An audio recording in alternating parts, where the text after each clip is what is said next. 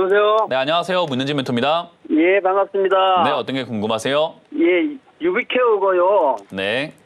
4,480원에 10%입니다. 그렇군요. 매수가가 좀 어정쩡하고 애매하긴 한데 종목 자체가 나쁘진 않아가지고 저는 괜찮다고 봅니다. 왜냐하면 네. 매수가가 이상한 거는 내가 뭐 주식의 신도 아니고 이상한 자리 잡을 수 있는 거 아닙니까? 그죠?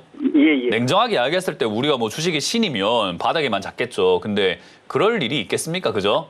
그러니까 예, 예. 매수가가 이상한 거야 그냥 받아들이자는 거죠. 근데 이상한 기업을 잡으면 안 돼요. 근데 기업 예. 자체는 괜찮은 기업을 잡으셨고 제가 항상 강조해드리지만 재무제표는 눈으로만 한번 보라라는 이야기를 하거든요. 근데 보셨는지 안 보셨는지 모르겠지만 이 회사는 돈을 잘 벌고 있는 회사입니다. 그래서 보셨으면은 잘하신 거고 안 보셨다 하더라도 뭐 운이 좋았다 정도로 해석할 수 있을 것 같아요. 그래서 어쨌든 돈을 잘 벌고 있는 기업이고 그러면 유비케어가 뭐 하는 회사인가 해서 위로 쭉 가서 설명을 읽어보니까 아하 의료 정보 플랫폼 확대라는 이야기 나오고 있네요. 그죠? 예. 그러면은 아이고 그러면 국내 병원 의원에 지금 의료 플랫폼 이런 걸 해서 비대면 의료 또는 의료 네트워크, 의료 AI 이런 쪽으로 엮이겠다 싶은 생각이 드는데 요즘에 이제 신문을 보거나 뭐 뉴스를 보게 되면 비대면 의료라던가 이런 이야기도 많이 나오고요.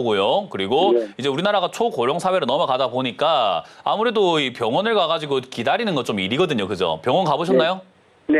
가면 좀 줄 서야 되죠. 그죠? 네네. 네, 그 너무 힘들어요. 근데 막상 줄 서서 1시간 동안 기다려서 병원 선생님 딱 만나고 나면 몇 분 진료 봅니까?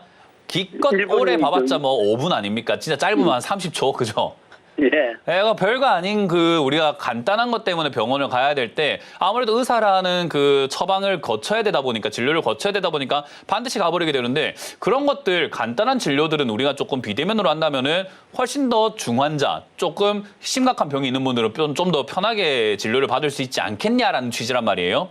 근데 네네. 저도 이제 공감을 하지만 다른 이제 뭐 의료 쪽을 이용하고 계시거나 소비자들 그리고 우리나라 국민들 전부 다 아마 이런 쪽에는 다 동의할 거라고 봐요. 근데 아무래도 이게 이해관계가 분명히 있단 말이죠. 그것 때문에 진료, 비대면 진료 이런 게 잘 될 건가? 법적으로 이렇게 뭐 잘 될 건가? 법제화가 될 것인가에 대한 문제는 남아있지만 저는 시대가 흘러감에 따라서 반드시 거쳐야 되는 단계라고 봅니다. 그러니까 결국 이런 종목들은 지금 바로 코앞을 본다면은 대선 때문에 공약 관련주로 이렇게 약간 꿈틀거릴 수는 있거든요.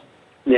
근데 이거는 공약이 아니더라도 다음 대선, 그러니까 다음 대통령이 되시는 분은 아마 의료 AI에 대한 이야기를 저는 뭐 거의 높은 확률로 할 가능성이 높다고 봐요.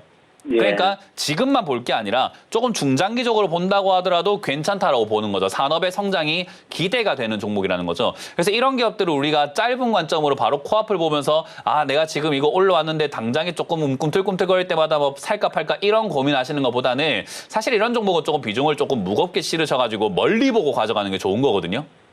예, 저는 여쭤보고 싶은 게 네.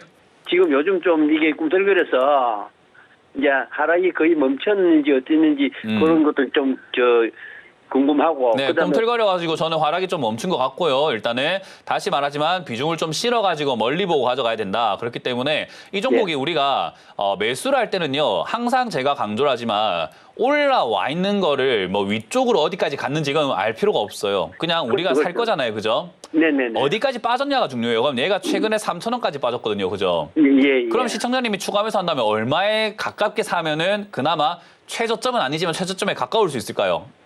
아무래도 3,000원 가까운 데 가서 그것만 생각하시면 돼요. 근데 우리가 그거를 못 참는 이유가 야 이게 3,600원인데 3,000원까지 떨어질까라는 생각 때문에 못 사거든요.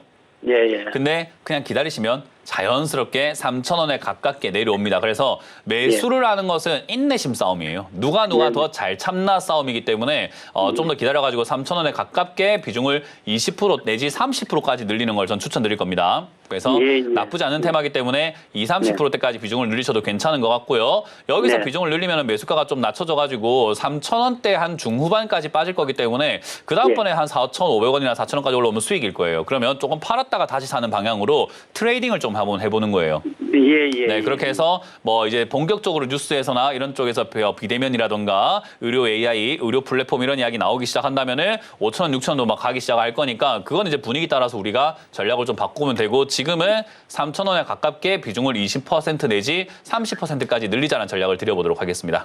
아, 예. 그러면 지금 아직은 추가 매수를 안 하고 기다려야 되겠습니다. 당연히 아니죠. 네.